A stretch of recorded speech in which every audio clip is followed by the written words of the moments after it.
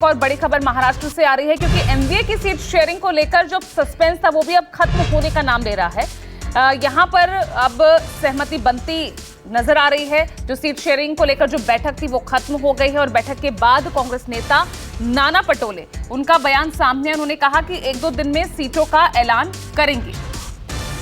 ये महाराष्ट्र कांग्रेस अध्यक्ष नाना पटोले, उनका बयान ठीक सीट शेयरिंग को लेकर हुई कुछ देर पहले जो एमवीए की बैठक थी वो खत्म हो गई। उसके बाद उनका ये बयान, यानी 1-2 दिनों में सीट शेयरिंग को लेकर घोषणा कर दी जाएगी, ये बात कही है नाना पटोले ने।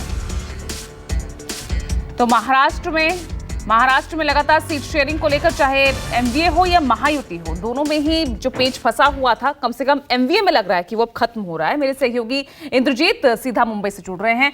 इंद्रजीत, जिस तरह से नाना पटोले का बयान आया कि 1-2 दिन में सीट शेयरिंग का फॉर्मूला भी सामने आ जाएगा, घोषणा हो जाएगी, औपचारिक ऐलान हो जाएगा, तो माने कि जो पेच फंसा हुआ था उसे सुलझा लिया गया है।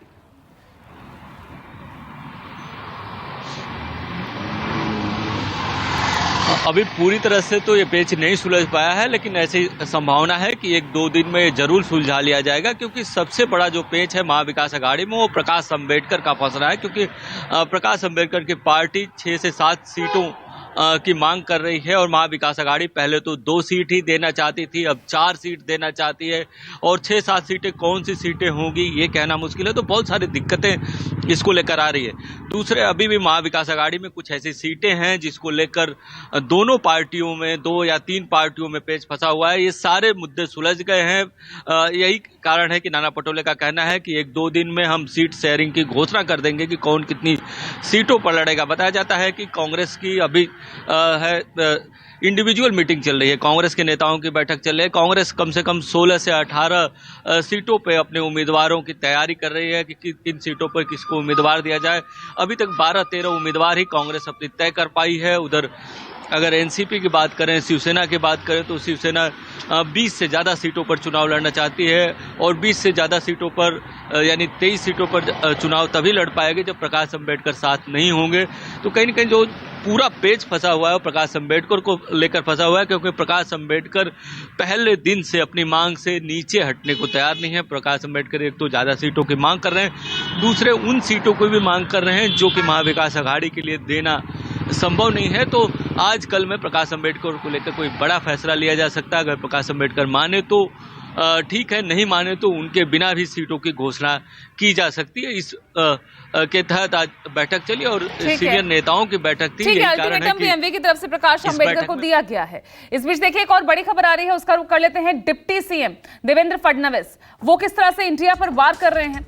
उन्होंने कहा, इंडिया सीटों पर अभी तक निर्णय ले नहीं पाया, हमने 80% सीटों का फॉर्मूला तय कर लिया है। देवेंद्र फडणवीस, हालांकि महायुति में भी सीट शेयरिंग को लेकर अब तक कोई फॉर्मूले का किसी औपचारिक ऐलान हुआ नहीं है, लेकिन दावा कर रहे हैं कि हमने 80% सीटों का फॉर्मूला तय कर दिया है। ये कहना है डिप्टी सीएम देवेंद्र फडणवीस का। और इंडिया गठबंधन पर सवाल उठाते वो कह रहे हैं कि इंडिया सीटों पर अभी तक निर्णय नहीं ले पाया है।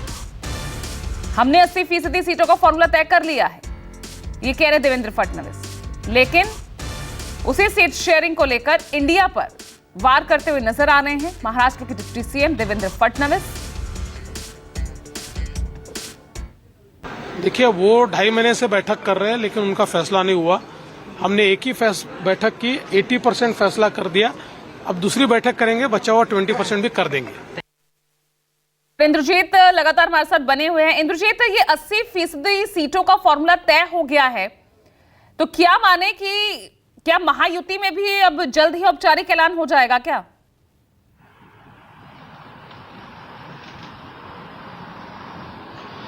बिल्कुल 1-2 दिन का वक्त महायुति में भी लग सकता है। और 80% देवेंद्र फडणवीस इसलिए बोल रहे हैं क्योंकि 20 सीटों का ऐलान कर चुकी है बीजेपी। 20 सीट महाराष्ट्र में बीजेपी घोषित कर चुकी है उम्मीदवार। तो कहीं न कहीं इस आधार पर 80% का ऐलान किया जा रहा है। लेकिन यहाँ भी पेच महाराष्ट्र नवनिर्माण सेना को लेकर फंसा है, क्योंकि एमएनएस की एंट्री अभी काफ़ी देर से हुई है। लोकसभा के चुनाव में जो चुनावी गठबंधन बन रहा है उसमें महायुति में एमएनएस की एंट्री काफ़ी देर से हुई है। और बताया जाता है कि एमएनएस 2 सीटों की मांग कर रहे हैं। यही कारण है कि उप मुख्यमंत्री देवेंद्र फडणवीस, मुख्यमंत्री एकनाथ शिंदे, इसके अलावा राज ठाकरे की करीब 2 घंटे तक ताजलैंड्स में मीटिंग चली और अभी तक मीटिंग के बाद कोई भी नेता इस मामले पर कुछ भी नहीं बोला। इसलिए भी नहीं बोला क्योंकि कुछ भी इस मीटिंग में तय नहीं हो पाया। बताया जाता है कि इस मीटिंग में जो अजित पवार हैं, इस महायुति के चौथे घटक बोल सकते हैं अगर राज ठाकरे को गिने तो, वो वीडियो कॉन्फ्रेंसिंग से जुड़े हुए थे और उनका नहीं आना कहीं न कहीं लोगों को लग रहा था कि कहीं अच्छा संदेश नहीं जा रहा है। यही कारण है कि सीटों की घोषणा नहीं हुई। लेकिन बताया जाता है कि राज ठाकरे 2 सीटों की मांग पर अड़े हुए हैं, एक मुंबई की सीट और एक शिरडी की सीट मांग रहे हैं, जबकि मुंबई की, साउथ मुंबई की जो सीट है उस पर बात चल रही है। लेकिन बीजेपी और शिवसेना उनको 2 ऑप्शन दे रही है। पहला ऑप्शन ये भी दिया जा रहा है कि अगर आप लोकसभा चुनाव नहीं लड़ते हैं तो विधानसभा चुनाव में आपको अच्छी खासी सीटें दी जाएंगी। इसके अलावा एमएलसी भी दिया जा सकता है, 2 एमएलसी पद दिया जा सकता है। ये बातें चल रही हैं। दूसरा ये भी उनको दिया जा रहा है कि आप दूसरे के सिंबल पर यानी बीजेपी या शिवसेना के सिंबल पर चाहें तो एक सीट लड़ सकते हैं। तो ये सारी बातें चल रही है, लेकिन राज ठाकरे की तरफ से अभी तक इस पर कोई खुलासा नहीं आया है कि वो माने हैं या नहीं माने हैं। और चूंकि लेट से उनकी एंट्री हुई है तो अभी तक महायुति में भी सीट बंटवारे का फाइनल जो सीट शेयरिंग का है वो फार्मूला तय नहीं हो पाया और अभी तक कौन कितनी सीटों पर लड़ेगा, कौन कहां से लड़ेगा, ये कहना मुश्किल है। सिर्फ 20 सीटों पर बीजेपी ने अपने उम्मीदवार घोषित कर दिए। ठीक है, बहुत बहुत शुक्रिया आपका रुचित इस तमाम जानकारी के लिए। तो खबरें लगातार जारी हैं, फिलहाल एक छोटे से ब्रेक ले रुक रहे हैं।